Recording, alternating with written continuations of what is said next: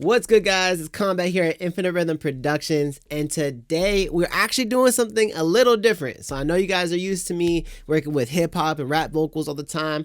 Today I want to start showing my singing people, you feel me, for my singers out there, or my engineers and producers that work with singers.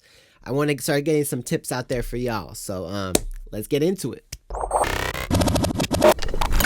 Combat, this a banger, huh? So I'm going to show you guys the track I have right here. This is by Sylvana. It's called Chosen Fate. Where do we go when mama says go from there we go? 'Cause now she either cries or sleep or stays up reaping. All right, sweet. So this is hard, like a hard ass song. So we have about 12 tracks right here, 12 harmonies that go over the main vocal. It's a lot.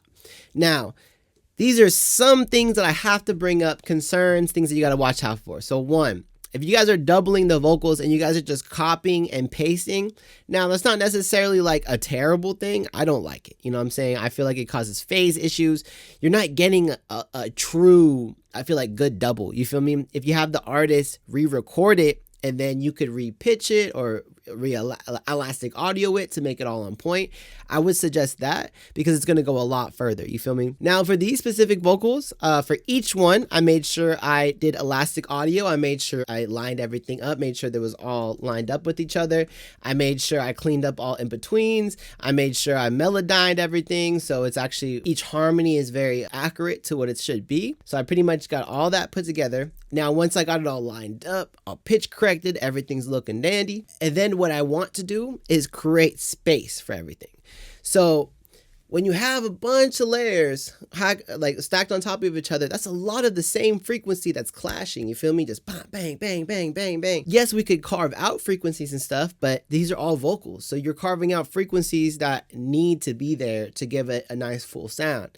And I say that because I've been there. What happens is the vocals end up sounding really hollow. And that's the issue that I was encountering. The way I kind of worked around it was, okay, maybe I don't have to, maybe I can EQ it slightly differently. You know what I'm saying? Which you should.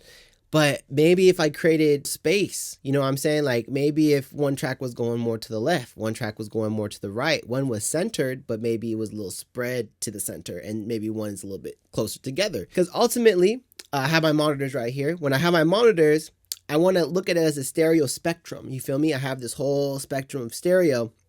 And your vocals are going to be here, maybe 808s, claps and stuff. And then you have like some of your melody stuff, some background harmonies, all this stuff on the side stuff. But it's not just you put them to the side. There's like this area here, this area here, this area here. Like there's all this like space, you feel me, that you could find. So you need to find plugins and stuff that make it capable for you to like create movement for your layers. You feel me? So what I use personally is I use Neutron 3 equalizer, and I use their pan function and their width function. And I pretty much use that to create space on all the vocals.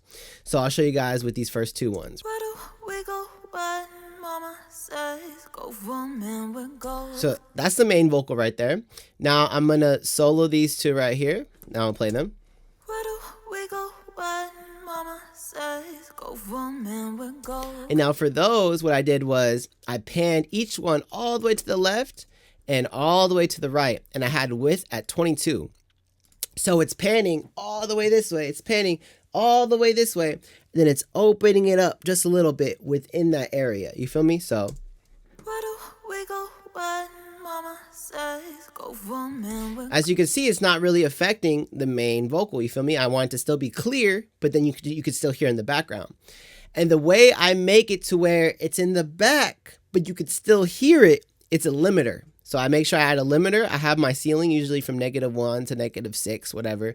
In this case, I had -6, and I have it going down to -9 threshold. This wasn't very like detailed or anything. I just kind of used my ears and just kind of did something to raise it up. So it's not super specific, but it's just like, it's just something to bring up those background layers. So I got those two, and the next ones, I did slightly the same thing. I have this one pan 25 left with the width at 10, and I have this one doing the same shit, just the other way. So 28 right with 10.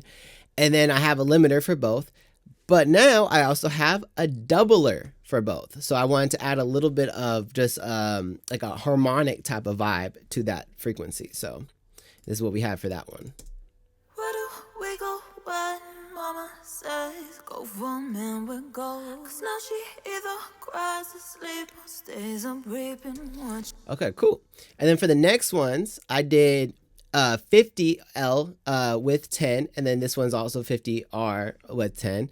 And then I added, so it's very similar to the first ones, but this time I added a split X or X split width, and I did it around a little below 2K, left, right here. I did the same on this end, and this is what it sounds like. Where do we go when mama says go for a man with gold? Cause now she either cries to sleep or stays up. Sweet.